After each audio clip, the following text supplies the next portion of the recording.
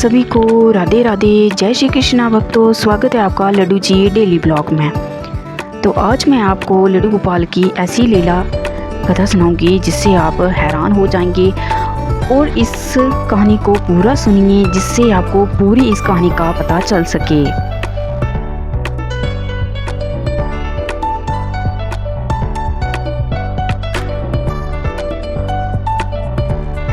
जब हमारे लड्डू गोपाल कृष्ण भगवान जी छोटे से थे तो वो यशोदा मैया के संग ही रहते थे। उन्होंने उन्हें पाला।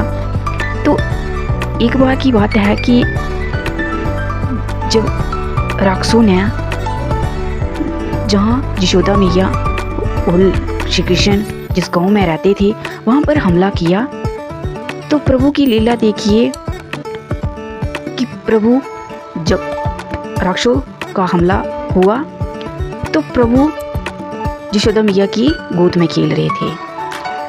तो वो रोए जा रहे थे। यशोदा मैया कहने लगी, लल्ला क्यों रो रहे हो, लल्ला को क्या हो गया। तो यशोदा मैया ने कहा, वो सोचने लगी कि शायद लल्ला वस्त्र गीले कर गया इसलिए रो रहा है। लेकिन लल्ला तो मन में लड्डू गोपाल ऐसे कह रहे थे, मैंने मैया मेरी बात को समझो, मुझे जल्दी से स्नान कराओ।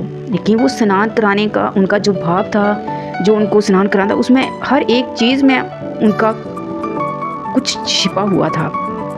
तो मैया कहती है, अच्छा लल्ला वस्त्र भी गीले नहीं किए, दूध भी पिला दिया, लल्ला क्यों रो रहे हो तुम। तो फिर वो कहती हैं, अच्छा मेरे लल्ला को स्नान करना है। तो फिर जो लड्डू गोपाल थे उनके गोद में श्री कृष्ण जी, तो वो कहते हैं, मैया अब समझी मेरी बात, मुझे जल्दी से स्नान कराओ। तो मैया जब उनको स्नान कराने ले जाते हैं, सबसे पहले तो वो उनकी मालिश शुरू करते हैं। सबसे पहले वो तेल लेते हैं और तेल थोड़ा थोड़ा उनके शरीर पर, जैसे ही तेल उनके पेट पर थोड़ा सा वो फेंकते हैं तो लड्डू गोपाल जी थे वो बाल रूप सत्व में श्री कृष्ण वो जब वो हाथ रखते तो उस पर तेल पर हाथ रखते हैं तो असुर जब राक्षस हमला करने आते हैं तो हर जगह तेल तेल ही हो जाता है और गिर जाते हैं।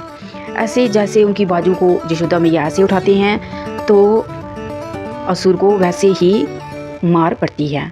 जैसे उनकी टांगें उठाते हैं मालिश के लिए, जैसे ही उनकी मसाज करते हैं सारा कुछ, वैसे ही उनकी पिटाई होती है असुरों राक्षसों की। तो इस तरह ही मैया कभी इस बाजू की एक्सरसाइज जैसे करती हैं, मालिश करती हैं, कभी उसकी। तो लड्डू गोपाल श्री कृष्ण जी जो असुर थे राक्षस, उनको वैसे ही मार पड़ती है। तो मैं आपको ये इसलिए बता रही हूँ कि इससे ये है कि हमें अपने लड्डू गोपाल जी को डेली स्नान कराना है। हमें पहले उनकी मसाज करनी है, मालिश करनी है। मालिश करने से ये होगा कि जो बुरा प्रभाव हमारे घर में पड़ा होता है वो प्रभाव चला जाता है। लड्डू गोपाल जी हमारे घर की भी रक्षा करते हैं। तो इस तरह ही मालिश करने के बाद मैया उपटन लगाते हैं। जैसे हम चंदन लगाते हैं, चंदन लगाते हैं तो आप चंदन भी लगा सकते हैं। तो वो उपटन लगाते हैं तो जैसे ही असुर ऋषि मुनियों पर हमला करने आते हैं, वो हवन कर रहे होते हैं तो हर जगह पर आग लग जाती है। गोपाल जी उपटन पर हाथ रखते हैं तो वहाँ पर वैसे, मैया ये किया तुमने काम। लड्डू गोपाल यशोदा मैया को कहते हैं मन ही मन में। तो श्री कृष्ण जान थे, उनको हर चीज़ का पता था। तो इस तरह हमें अपने लड्डू गोपाल जी को जब भी स्नान कराना है तो उन्हें मालिश जरूर करें अच्छे से, फिर उन्हें स्नान कराएं। तो उसके बाद बारी आती है मालिश करने के बाद धूप दिखाने की। तो जैसे मैया उनको उठाते हैं, कहती हैं मैया जल्दी जल्दी कार्य करो, कि जो भी काम कर रहे हो आप जल्दी करो। तो मैया उनको उठाते हैं और धूप की तरफ खड़े कर देते हैं ऐसे ही। तो लड्डू गोपाल जी जो थे वो उन जो असुर थे वो जब जैसे सबको मारने आते हैं, हमले कर रहे होते हैं, वैसे वैसे उधर उनके साथ हो रहा है। जैसे धूप श्री कृष्ण के मुंह पर पड़ती है तो आग ही आग लग जाती है सब असुरों को। लेकिन असुर कहाँ मारने वाले, वो तो हमले पे हमला कर रहे थे। उसके बाद जो हुआ वो तो हैरान कर देने वाला था। अब आती है बारी मैया लड्डू गोपाल को स्नान कराने की। तो वो जैसे ही लड्डू गोपाल को लेती है वहाँ से और स्नान करने जाती है, उनको जो टप बना था, जहाँ जो कुछ बना था उस पर उनको बिठाती हैं और स्नान कराती हैं। लेकिन हमारे लड्डू गोपाल जी कहाँ मानने वाले, उन्होंने यशोदा मैया ने जैसे पानी लिया तो उनके सिर पर धीरे धीरे फेंका। तो जो असुर थे वहाँ पर ऋषि मुनि हवन कर रहे थे, वहाँ पर उन्होंने कहा कि हम इन्हें हवन नहीं करने देंगे। तो जैसे ही वो घड़ा पानी का उठा के असुर फेंकने वाले होते हैं, तो वो उनके असुर के सिर पर ही ठंडा पानी वो गिर जाता है, मटका घड़ा टूट जाता है। तो मैया कहती है, लल्ला ठंडा पानी है कि गर्म पानी है? मैंने तो ना ठंडा रखा है ना गर्म रखा है। तो लड्डू गोपाल जी मन में कहते हैं, मैया ये तो ठंडा भी चलेगा, उधर तो गर्म लग रहा है असुर को। तो इसलिए मैं आपको ये कहानी इसलिए सुना रही हूँ कि आप सभी अपने लड्डू गोपाल जी को डेली स्नान कराएं और बुरी शक्तियों से अपने घर को बचाएं।